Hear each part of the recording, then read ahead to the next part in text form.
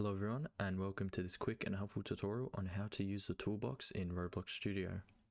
Whether you're just getting started or you're looking to improve your workflow, the Toolbox is a great way to quickly add models, assets and useful resources to your game. In this video, we'll walk through how to access the Toolbox, how to browse and select items, and how to place them into your workspace with confidence.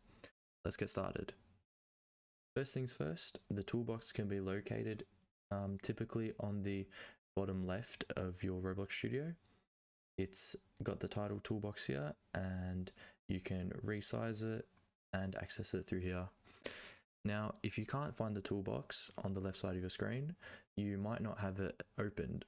So in order to open it, you just need to select Window in the top bar and just click on the top section Toolbox, and then that will open it for you.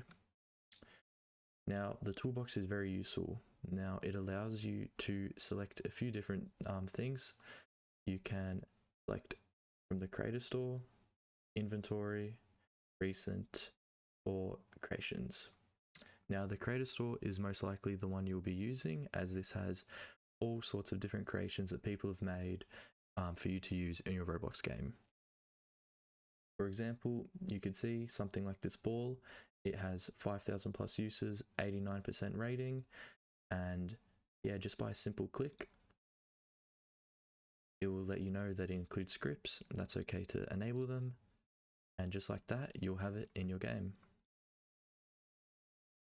Another great use for the Toolbox is that you can sort by different categories. You can sort by models, plugins, audio, fonts, decals, mesh parts, and videos. This really helps you narrow down your search and find what you're looking for. You can also select these categories in the top, and by pressing See All, it will show you a different way to find your model categories. If you go into Inventory, it will show you your own creations. However, I don't have any currently. Recent shows your recently selected models. And then Creation shows your own creation. Now, when using the Toolbox, you can search for a variety of different things. Just keep in mind to not select anything that has a low rating or you're unsure of, which is why this pop-up comes up. Only use well-rated items that you can trust. And just like that, you've learned how to use a Toolbox in Roblox Studio. If you found this video helpful, don't forget to like, comment, and subscribe for more. Thank you, bye.